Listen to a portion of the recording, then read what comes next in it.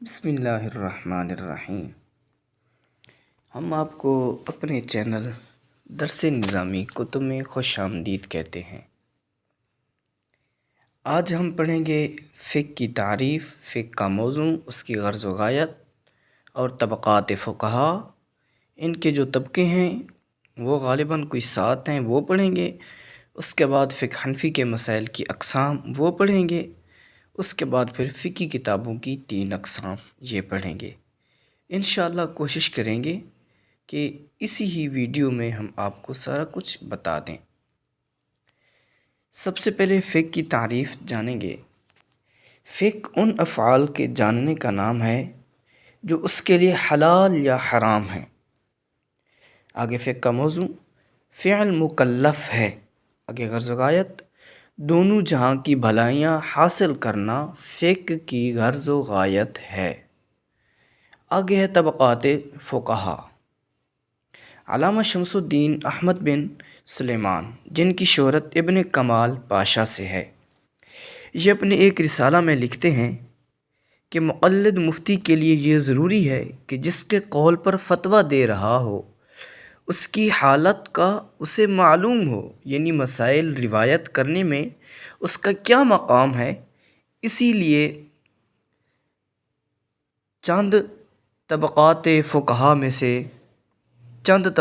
فقہا کا یہاں پر ذکر کیا جائے گا۔ پہلا طبقہ مجتہدین مطلق کا ہے، جنہوں نے شریعت میں اجتہاد کیا اور ادلہ اربعہ یعنی مثلا قرآن، حدیث، اجماع اور قیاس سے براہ راست احکام اخذ کیے، مثلا ائمہ اربعہ۔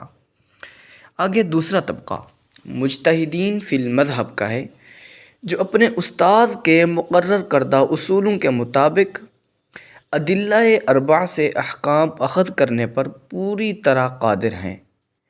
بعض جزیات میں یہ اگرچہ اپنے استاذ کی مخالفت کر دیتے ہیں مگر اصول میں اپنے اساتذہ کی ہی پیروی کرتے ہیں، مثلا امام ابو یوسف، امام محمد رحمہم اللہ وغیرہ۔ آگے ہے تیسرا طبقہ، جن مسائل میں امام اعظم اور آپ کے تلامذہ میں سے کوئی قول منقول نہ ہو، یہ اپنے اجتہاد سے اس کے احکامات بیان کرتے ہیں۔ یہ طبقہ مجتہدین فی المسائل کا ہے۔ یہ افراد امام اعظم کے نہ تو اصول میں مخالفت کرتے ہیں نہ ہی فروع میں، مثلا کرخی وغیرہ۔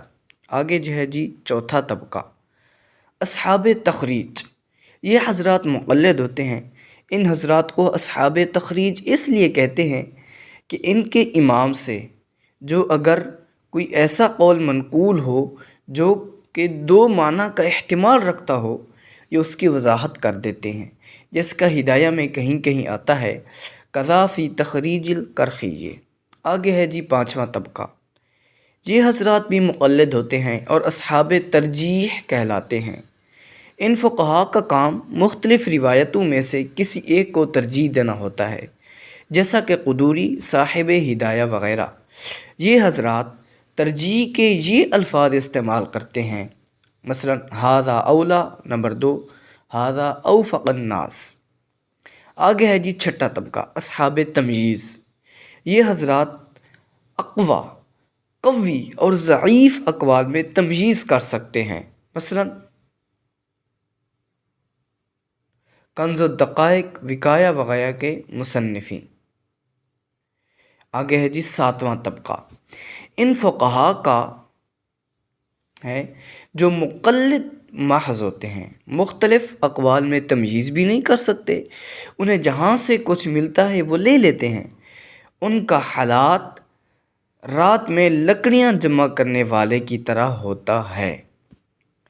یہ ہم نے پڑھے ابھی طبقات فقہا، فقہ کی تعریف، فقہ کا موضوع، فقہ کی غرض غایت۔ یعنی طبقات فقہا میں سے ہم نے 7 کا تذکرہ پڑھا۔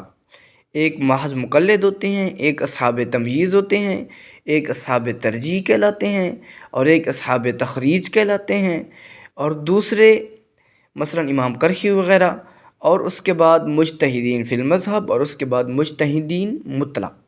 یہ ہم نے 7 طبقات پڑھے ہیں۔ اس کے بعد آ گیا جی فقہ حنفی کے مسائل، یہ ہم اگلے پارٹ میں ہی پڑھ لیں گے۔